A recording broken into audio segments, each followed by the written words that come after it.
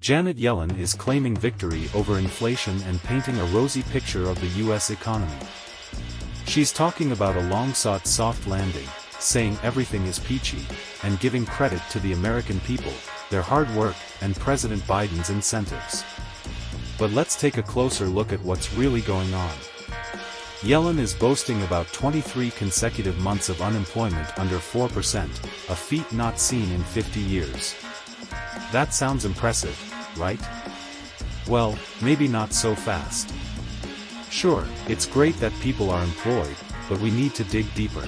The official data from the Bureau of Labor Statistics, BLS, indicates that 216,000 jobs were added in December 2023, beating expectations. But hold on, there's a catch. Yellen conveniently forgets to mention the downward revisions in job numbers for the past 11 months. That's right, they've been revising the data downward, indicating that the actual numbers were worse than what was initially reported. For example, in November, they revised the job numbers from 199,000 to 173,000. October was even more shocking, revised from 150,000 to a mere 5,000 jobs added. That's a significant difference and raises some serious eyebrows. Now, let's talk about the unemployment rate. Yellen says it remained unchanged at 3.7%, but that doesn't tell the whole story. The labor force participation rate fell in December, meaning fewer people are actively looking for jobs. And if you look at the services PMI report, it indicates that unemployment plunged to 43.3, signaling contraction territory. Translation: things might not be as stable as Yellen wants us to believe. Sure, jobs were added to the economy, but where were they added? Mostly in the government sector. Now, that raises some concerns. We want a strong and diverse labor market, not one overly dependent on government jobs. It makes you wonder about the sustainability of this so-called soft landing. And what about wage growth? Yellen claims that wage growth outpaces inflation, contributing to a positive economic outlook. But let's be real here. Despite rising earnings, when you adjust for inflation, earnings are still lower compared to 2 and 3 years ago. So, are we really better off? Yellen talks about 3 major legislations: investment in American infrastructure, private investment in semiconductors, and clean energy.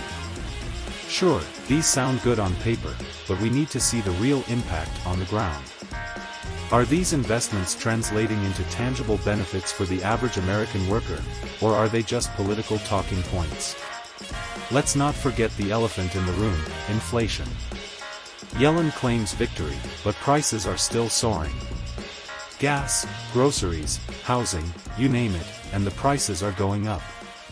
Sure, the Federal Reserve might have their metrics, but ask the everyday person struggling to make ends meet, and they'll tell you a different story. And speaking of caution, Yellen is advising caution in celebrating a soft landing. Well, I couldn't agree more. We can't just rely on cherry-picked numbers and optimistic speeches. We need to consider various economic indicators, and right now, some of those indicators are flashing warning signs. In conclusion, folks, the economy might be chugging along, but there are concerns bubbling beneath the surface. Downward revisions in job numbers, a drop in the labor force participation rate, and the bulk of new jobs in the government sector raise questions about the true strength of the labor market. Wage growth might be happening, but when you factor in inflation, it's not as impressive as they make it sound. So, let's not get too carried away with the victory speeches and take a moment to critically assess the situation. Caution is advised, and we should keep a close eye on the various economic indicators to get a more accurate picture of where we stand. It's our economy, and we deserve the full truth, not just the highlights. Please consider liking, subscribing, and sharing with friends to support our content. The information is for general purposes. Viewers should conduct research and consult professionals for financial decisions.